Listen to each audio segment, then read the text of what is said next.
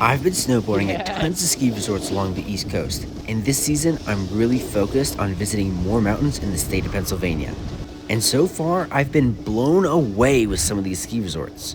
And today, I'm doing a full mountain review of one of the best hidden gems in the Mid-Atlantic, and that is Elk Mountain. I try my best to review each ski resort in an organized and fair way that makes it easy to compare ski resorts to one another. And that's by grading each mountain on 5 key aspects from 0 to 20, and adding up all the scores at the end for a total score out of 100 to help you decide if visiting this ski resort is worth your time and money. Oh, sick.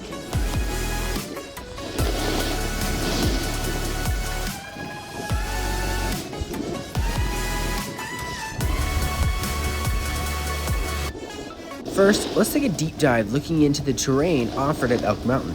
There are a total of 27 trails here, divided up as 22 for beginner, 37 for intermediate, and 41 for advanced skiers and snowboarders. Not to forget the dozens of glade trails to discover that aren't necessarily labeled on the map. But I found fun glades in these locations here, and I'm sure there's still more I haven't ridden yet as well. In fact, this was one of the biggest surprises for me in Elk Mountain, because even just having 1 or 2 runs in the trees is pretty rare for the Mid-Atlantic region. So by Elk having countless glade options really made the whole mountain feel much bigger and opened up a more creative and spontaneous feel to riding here. I even came across a small and optional cliff drop on my first run, which is really cool to start off learning on before trying to hit bigger drops up north or out west. Elk Mountain Ski Resort has 180 skiable acres and a 1,000-foot vertical drop. And for Pennsylvania, anything 1,000 feet or more for its vertical is really good. And once you tie that in with its many ungroomed slopes and the best tree skiing in Pennsylvania I've found so far, Untouched. you can really start to understand why this ski resort is such a hidden gem. While I was snowboarding, exploring new trails, and discovering tree runs, it reminded me of ski resorts in Vermont.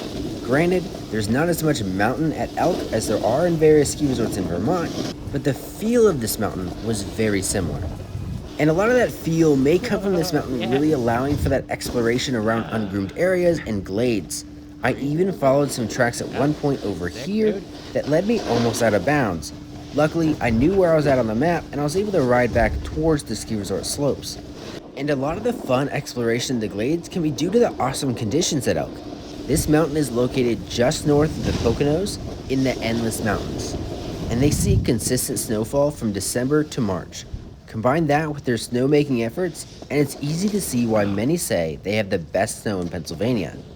Even though other ski resorts in Pennsylvania like Blue Mountain or Camelback seem to be more popular, the conditions at Elk Mountain are where it's at.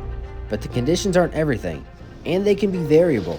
So let's keep looking at more terrain details here to help you decide if this mountain's worth your time. At Elk Mountain, their longest run is only 1 mile, but for Pennsylvania, that's about what you'll see at most places. However, just about any route you take from the summit to the base will end up being about that mile length, which eliminates the worry about overly shorter runs on this mountain. This aspect is similar to Timberline, West Virginia, if you've ever been there. Okay. Elk's mountain summit sits at 2,693 feet, and its base is at 1,693 feet, which shouldn't be a noticeable altitude difference for most people. There's a total of 6 greens, 12 blues, 11 blacks, and 2 terrain parks, with so many glades to invent and discover here as well. And if you're more into park riding, there is only one open when I visited, and it's over here on the map. And it comes with its own tow rope to keep lapping the park easy. And honestly, it had some nice features too. Now, Elks Mountain isn't really anything world-shattering, but compared to other ski resorts in Pennsylvania and the Mid-Atlantic region, it's pretty good. Not to mention, it's not getting the crowds or long lift lines that other more known ski resorts in Pennsylvania are getting routinely. The whole day riding here, I barely saw any other riders on the slopes, which makes you feel like you just have the whole mountain to yourself, which I love. So the terrain at Elk Mountain gets an 18 out of 20 for having a good variety of difficulty levels, park features, and some awesome glade trails, but does fall a little short with its overall mountain size. Still great for the area though. Next, let's take a look at how the layout is at this ski resort.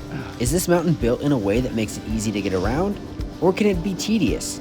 Well, my first impression of Elk as I was driving up is you'll see a big parking area on your left. And directly across the street is slope access to the right side of the mountain, right here.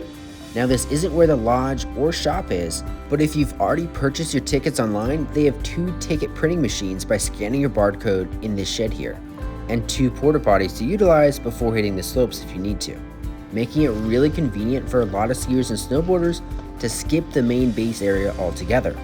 And this can be especially helpful on those busier days if those even exist at this mountain. But I didn't already buy my lift ticket online, so I hopped on their open air shuttle and took the short 1 to 2 minute ride to the main mountain base. One of the really nice things about Elk Mountain is no matter where you park, you can easily ride back to your car without a complicated path to have to memorize. Because both main summit lifts can be used to access either side of the ski resort. In total, there's 7 lifts here, including 1 quad, 5 doubles, and 1 surface lift. Even with most of the lifts here being on the smaller side, I never waited in a lift line. That's awesome. And another benefit to this mountain is being lesser known that keeps the crowds down. Other than the 4 lifts going to the summit on the north and east mountains, there's a middle lift that only goes up halfway and another beginner lift in the learning area to help keep those learning in a safer environment. And the last lift is a tow rope in the park. Now I do want to point out that the map you're going to find online and the on-mountain signage at Elk needs to be updated to make it easier to be able to know where you are and to get around. It's a little complicated as it is right now. For me, it wasn't a big deal. I just decided not to waste my time trying to figure it out and just ride all the runs that look fun. But this can be an easy fix, and I did see a sign at the base saying they were working on a new map. One of the nice parts about their map is they highlight their night skiing runs in yellow, which is convenient to help you decide if you want to ride here at night or not. The overall layout at Elk Mountain gets a 19 out of 20 for being nicely convenient for most people, but just needing a little updating on its signage. Now let's look at the lodging at Elk Mountain. One of the first things you'll notice on your way to Elk is there's not much out there. It kind of sits off by itself in the endless mountains with only small local things around, which definitely adds to the local vibe here. But if you're looking for a built-up mountain resort, Elk is not that. But it is, however, an easy 30-minute drive from Scranton, Pennsylvania, which makes staying there an ideal location for those wanting more amenities closer to them with an easy day trip from the mountain. There are also a few Airbnb rentals closer to the mountain as well, but there's not a big mountain lodge at the resort itself that I found, which is like a double-edged sword in a way, because on one hand you can't easily stay there, but on the other hand, neither can loads of other people crowding up the slopes. And a short drive from a rental nearby isn't the end of the world. Lodging only gets a 10 out of 20 for not having many options to stay near here. And let's not forget to look at how much it's going to cost you if you want to ride at Elk Mountain, because even some of the best ski resorts I've been to can get really expensive, and that brings down the amount of fun due to how steep the pricing can get. At Elk Mountain, they offer online lift ticket purchasing only up to 7 days in advance, and they can be 4-hour, 8-hour, extended, night lift tickets, or 2-day ticket types, with prices for adults ranging from $76 for a 4-hour lift ticket to an extended lift ticket at $109. And I'll list all the other prices here for you to look over as well. Not to forget, they also offer discounts for military like $10 off. They have Senior Tuesdays for $50 tickets and College Wednesdays for $50 as well. You just have to show ID proving it on those days of the week to get the discount. The cost here scores a 15 out of 20 because I love seeing prices stay under that $100 mark, but other mountains in Pennsylvania do have competitive prices slightly cheaper at the same time. And finally, the last category, the uniqueness factor. What makes this ski resort stand out compared to others in the area? So if it hasn't been obvious already, Elk Mountain easily has the best snow conditions of anywhere I've been in Pennsylvania, which also allows for some really fun tree runs too.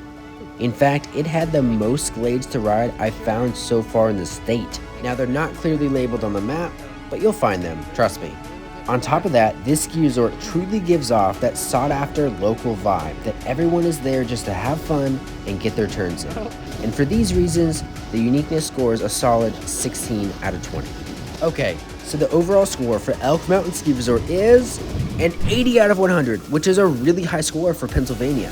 So what do you think about Elk Mountain? Do you agree with my review of it? Did I miss something important? Let me know in the comments, I'd love to talk about it. and I'm trying to review all the main ski resorts in Pennsylvania this season, so drop your favorite mountain below and I'll try my best to get there. Also, for another fun mountain to ride, check out this next video right here. Not too bad.